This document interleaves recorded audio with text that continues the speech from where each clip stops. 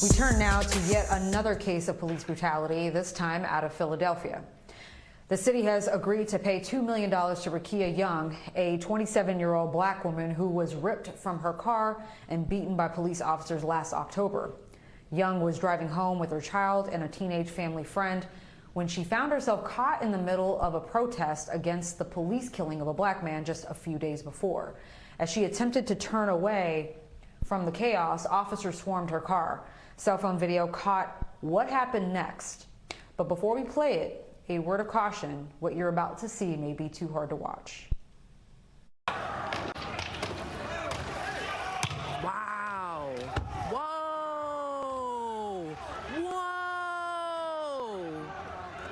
Oh.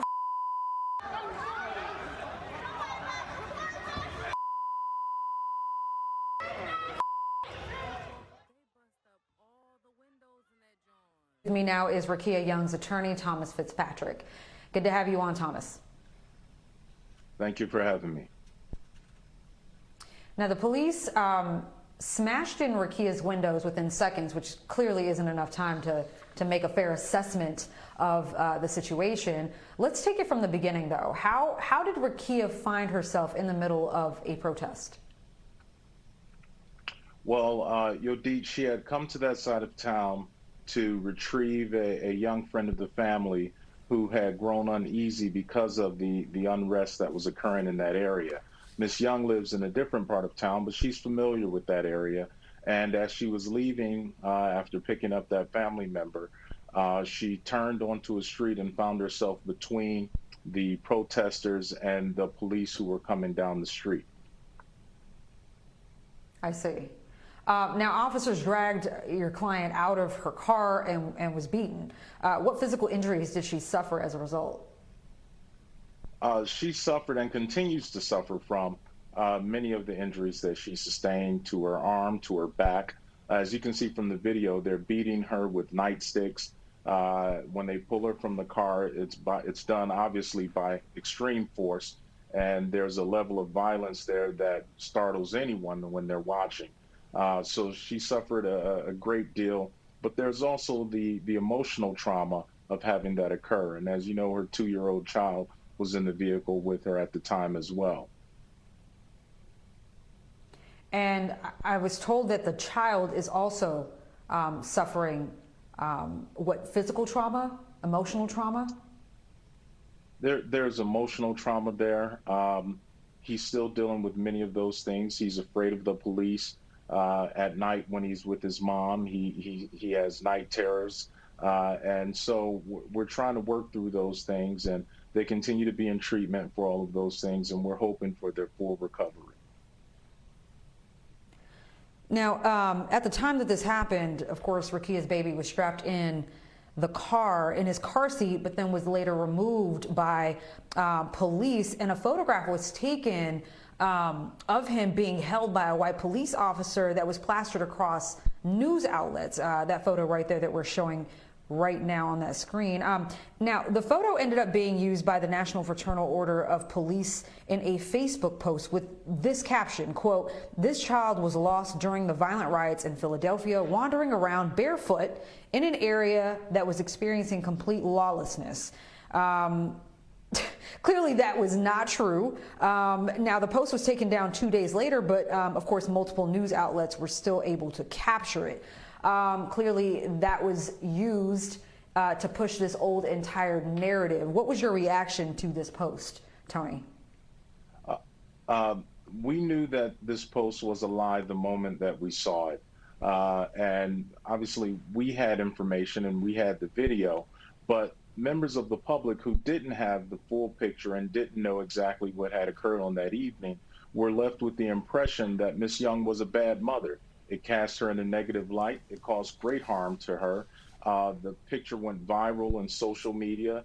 She suffered a barrage of insults from people across various social media platforms and continues to suffer from the distress of that happening to her. And that's why we filed the complaint that we filed against the National Fraternal Order of Police.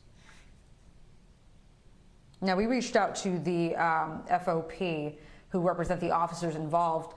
for comment, but have yet to hear back from them. You said that both Rickia and her child are still suffering emotional trauma, and you describe what that trauma is. You also filed a lawsuit. Can you tell us about that? You made the announcement yesterday, correct? Certainly. We filed a lawsuit against the National Fraternal Order of Police. That lawsuit alleges an invasion of privacy, intentional infliction of emotional distress, and as well as a negligent supervision claim based on the failure to supervise these officers who concocted this bombastic caption that they placed on this photograph.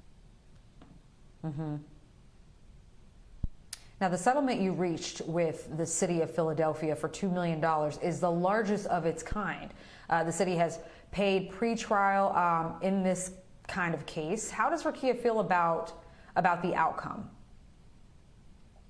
She's obviously happy to have one chapter of this case behind her. However, that deals primarily with many of the physical injuries that she suffered on that evening and some of the emotional distress caused by the attack by those police officers. However, the longer lasting impact is what was caused by the NFOP. Those photographs that they published, the photograph that they published with the caption, that went viral. And images like that have a terrible impact on members of our community, and in particular, Miss Young herself. Imagine that, an image of your child being held by a police officer, a white police officer, with the caption that this child was found wandering barefoot in a lawless, riotous area. It makes it seem as if this mother has no regard for the safety or well-being of her child, and that this child lives or resides in some community where lawlessness abounds. And so we believe that they should be held accountable for that. And ultimately, we believe that a Philadelphia jury will certainly hold them accountable for it. Speaking of a Philadelphia jury, Larry Krasner, the Philadelphia district attorney who we've had on this show a few times, he's refused to comment on whether or not an investigation is currently underway. Have you spoken to him, or do you know if the officers will be criminally charged? We certainly hope that the officers are criminally charged in the case. As you can see from the video, there's certainly criminal conduct there. I have not had the chance to speak with District Attorney Krasner personally about the matter. We prefer to allow the Justice Department to conduct their investigation, be it grand jury or however they intend to go about prosecuting the claim. But we do expect there to be action taken against these officers, and we'll be watching. Rickia Young's attorney, Thomas Fitzpatrick, thank you so much for your time tonight, sir. More Making the Case after the break.